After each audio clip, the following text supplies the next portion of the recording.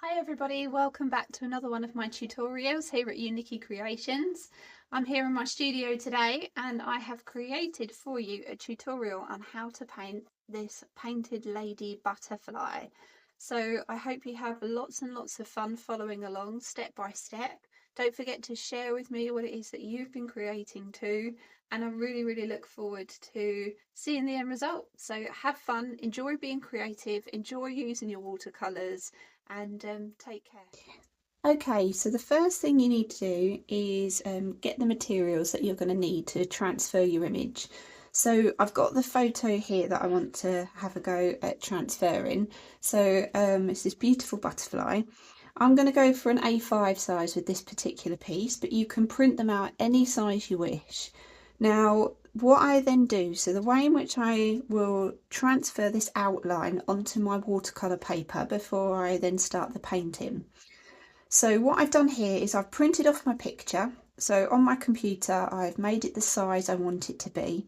I've then printed it off. So this is my A5 size. So as you can see here, it will fit perfectly over the piece of watercolour paper that I've got. And what I'm going to do, so the way in which I create a copy, now often I find that if somebody is wanting to create an outline sketch before they start applying the watercolour, if they're not used to drawing, it can be really daunting to know where to start when it comes to sketching that outline. And if the outline isn't right from the start, often it then puts you off and you don't want to do any watercolour work. So this is a really easy way of copying the image onto the paper, and I'll show you how to do it. So what I've done here is I have printed off my picture, the size that I wanted, as I showed you before, and I'm going to create like a carbon paper. Now you can buy carbon paper and that in order to actually transfer an image, but this is a really cheap and easy way of doing it at home. So I printed it off on regular printer paper, nothing special. What I will then do is turn over the picture onto the back. Now I'm lucky on here, I can see the picture through the back. I don't know if you can see that on the actual screen or not. And what I want to do is using a pencil, I've got a 6B pencil here, but as long as it's a nice sort of dark coloured graphite, you'll find that it will cover the back. And what I'm doing is I'm creating a carbon back. Excuse the noise in the background, that's my printer deciding to talk to me. So I'm scribbling that graphite pencil onto the back of my paper. Doesn't have to be neat. The most important thing is that I'm covering over on the reverse the areas that I want to then transfer onto my watercolour paper.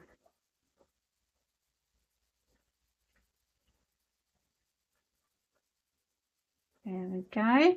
Now, if you cannot see the image coming through your paper so easily, what you can do is start scribbling away with your graphite, and then if you hold it up to the light, you'll find, I don't know if it'll work on here, but you'll find if you hold it up to the light coming through the window, coming through from a light in the room, you'll be able to see the image actually reflecting through the paper.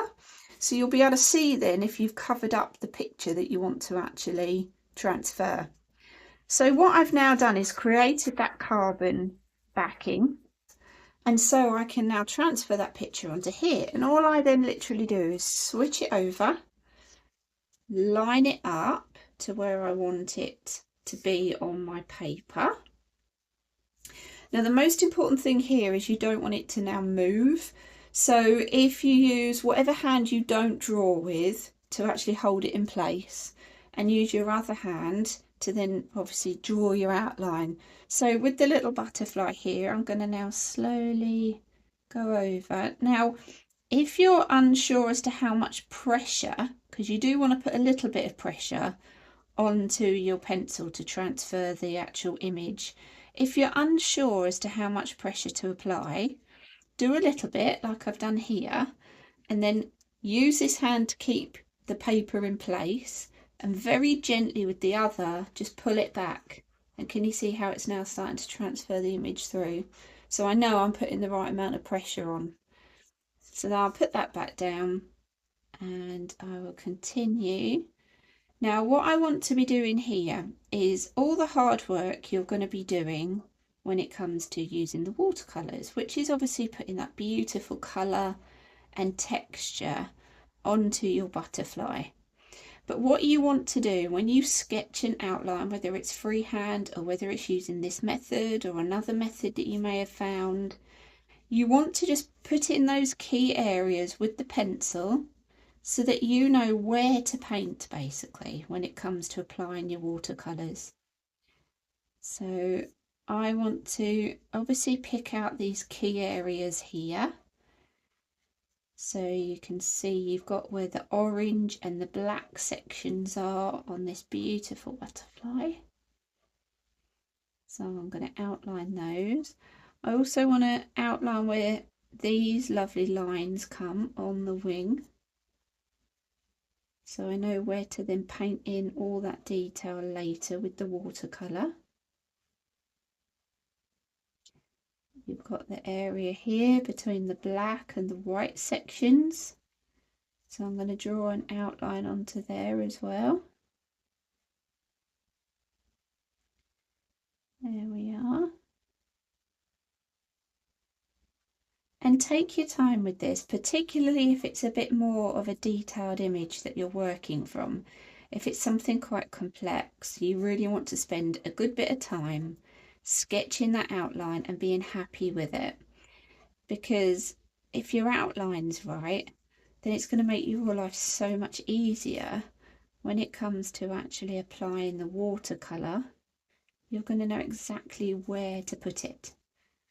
It also really helps you to start looking. Now, when I do my art classes and my tutorials, I often say to people, particularly if they've never really done art or painting before, one of the most important things I think when it comes to starting out and being an artist is to actually teach your eyes to look at things and notice things and see that minute detail. And particularly for me, because I like to try and depict that as much as possible in my paintings. So if you can actually notice and then copy down basically that detail that you're seeing that nature's created, then your artwork's going to look a lot more authentic. It's going to look a lot more like the subject it is in which you want to paint and what you want it to actually look like. So taking that time to really look, and you're bound to find that probably for the first time, you're now looking at the animal or the insect or whatever it is that you're drawing in a very different light. You're noticing things and little details and little changes of colour that you may have never ever noticed before. And you'll be able to then start including that when it comes to you doing your painting, and it will help you to then notice those subtle changes in colour and tone and shade and what they call the values when it comes to you actually creating your final painting. And you'll find that the more you do this technique, the more confident you'll become with using a pencil, using proportion, being able to get things in the right place. And when you're ready, you can then start to actually draw your outlines freehand and have a go. Give it a try. Don't be scared. Give it a whirl. I know it can be so daunting, and often I find when I do the art classes as well, particularly if it's people that have never ever painted or haven't painted for a very long time, they often say to me the hardest thing is to make that first mark on the page. It can be really nerve-wracking because so many times you don't want to go wrong. You want to make sure you do it right. Of course you do. But equally, don't feel that you have to put yourself under loads of pressure. And half the fun for me is learning, giving it a go, trying out new things and seeing what happens. And I think that's the beauty with watercolours as well, is the fact that yes, you'll have an idea of what you want it to look like when you finish the painting, but equally as well, it's quite fun to see what happens. You know, experiment with mixing colours, experiment with how you put the paint on the page. And sometimes I found, anyway, myself, that happy accidents. You know, you'll try something that you've never done before, and all of a sudden you think, oh, actually, I quite like that. It looks quite cool. I'm going to try that again next time when I do another painting. And that is the whole beauty of learning to paint or learning to be creative and allowing yourself to experiment and try out different materials and different techniques. It's the joy that you get from painting and creating a picture, no matter what it looks like at the end of the day. Now you can see here I've finished going around the outline of the butterfly, and I'm now going around the outline of this beautiful flower, which looks a bit like a thistle, but I don't think it actually is. It could be a cornflower, but always pop it in the comments. You can let me know exactly what it is. If you know, I'm sure there's some of you wonderful botanical people out there that will know way more than I do. So what you can now do is, before you take away your whole picture, I'm just going to gently flick it to one side, and there, look, you can see it started to transfer the image through. Now, if there's ever any areas on there you think, oh, actually, I didn't go over it heavy enough, or it's not picked out enough detail, then just gently put it back where it was, go back over those areas, press a little harder this time, and then you can just double check that you've managed to go around all those key areas that you need to outline in order to do your picture. And so that's why I said take your time with it, work your way around, check out the head first, make sure you're happy with it, then check out the wing, make sure you're happy with it, and then finally, when you know you've got enough outline there to work from, then you can be really brave and just remove your original picture, pop it to one side, and there you have it. That's a really simple, easy way of transferring your image, ready for you to then apply the watercolour.